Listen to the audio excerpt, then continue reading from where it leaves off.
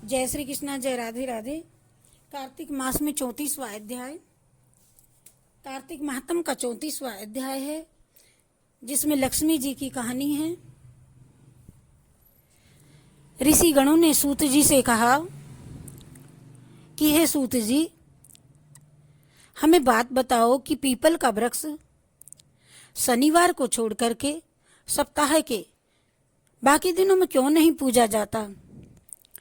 सूत जी ने कहा कि समुद्र का मंथन करने से जो रत्न देवताओं को मिले थे, उनमें से देवताओं ने लक्ष्मी और कौस्तुभ मणि भगवान विष्णु जी को दे दी थी। विष्णु भगवान जब लक्ष्मी से विवाह करने के लिए तैयार हुए तो लक्ष्मी जी ने कहा, प्रभु, जब तक मेरी बड़ी बहन का विवाह नहीं हो जाता, आप मुझ छोटी बहन से विवाह कैसे कर सकते हैं? इसलिए आप पहले मेरी बड़ी बहन का विवाह कीजिए, बाद में फिर मुझसे विवाह कीजिए, क्योंकि यही प्राचीन नियम है। तो सूत जी बोले, लक्ष्मी जी के ऐसे वचन सुनकर के भगवान विष्णु ने लक्ष्मी जी की बड़ी बहन का विवाह उद्दालक ऋषि के साथ में करा दिया।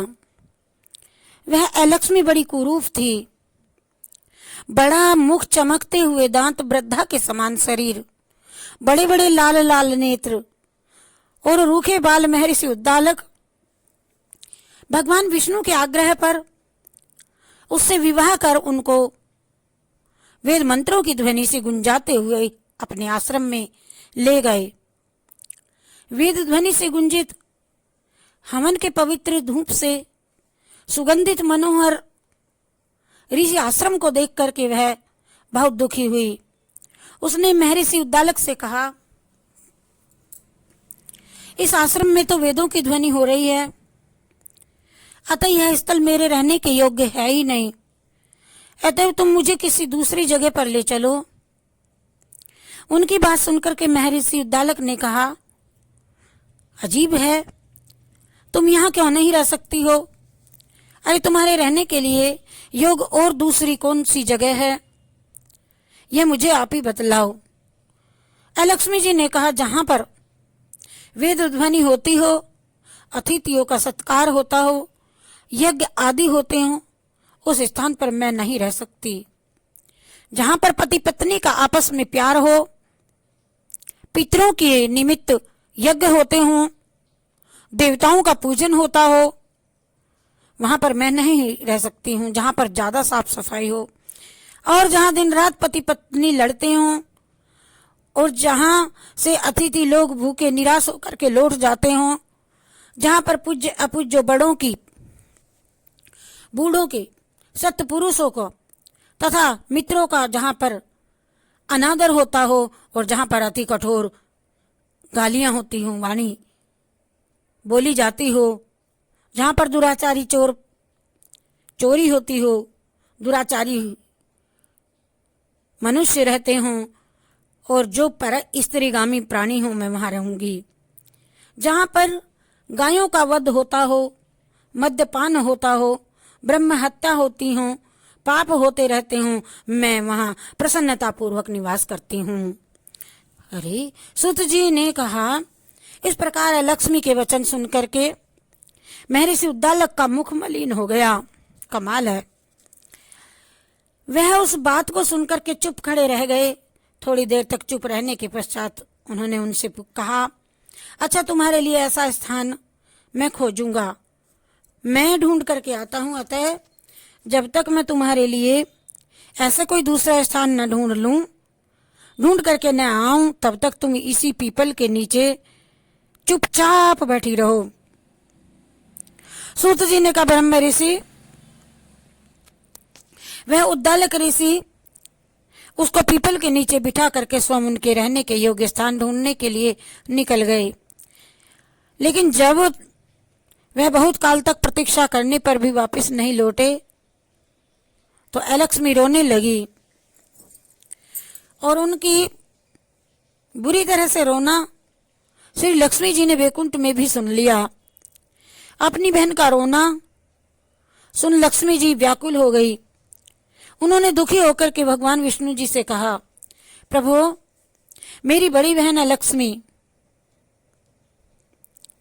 दरिद्रा, मेरी बड़ी बहन लक्ष्मी पति के त्याग देने से अत्यंत दुखी हो गई है। हे नाथ, यदि मैं आपकी प्रिय पत्नी हूं तो आप उसे आश्वासन देने के लिए उनके पास जाइए।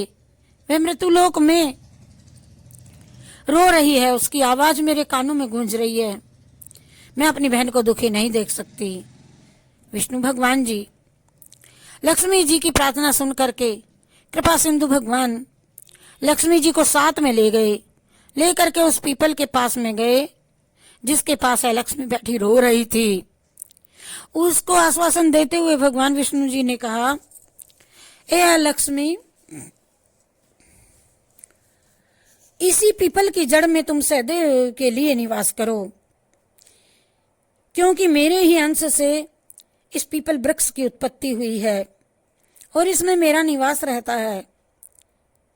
प्रतिवर्ष गृहस्थी लोग तुम्हारा पूजन करेंगे और उन्हीं के घर में तुम्हारी छोटी बहन है लक्ष्मी निवास, ए लक्ष्मी, तुम्हारी पूजा करेंगे। जो तुम्हारी पूजा करेंगे उन्हीं के घर में लक्ष्मी जी निवास करेंगी। स्त्रियों को विविध प्रकार के उपहारों से तुम्हारी पूजा करनी चाहिए। मनुष्यों को चाहिए कि वह पुष्प, धूप, गंध आदि से तुम्हारी पूजा करे, तभी लक्ष्मी उन पर प्रसन्न होंगी। सूत जी ने कहा, भगवान श्री कृष्ण सत्यभामा तथा पृथु और नारद का संवाद तुम लोगों को मैंने सुना दिया, जिसके सुनने मात्र से ही मनुष्य के सारे पाप नष्ट हो जाते हैं और उसे वैकुंठ लोक की प्राप्ति हो जाती है। तुम लोगों को जो कुछ पूछना हो पूछ सकते हैं, उसे भी मैं विस्तार पूर्वक कहूंगा। सूत जी की बात सुनकर के सोनक आदि ऋषि, महर्षि थोड़ी देर तक प्रसन्नचित्त वहां बैठे रहे। इसके पश्चात श्री बद्रीनारायण जी के दर्शन के लिए चले गए।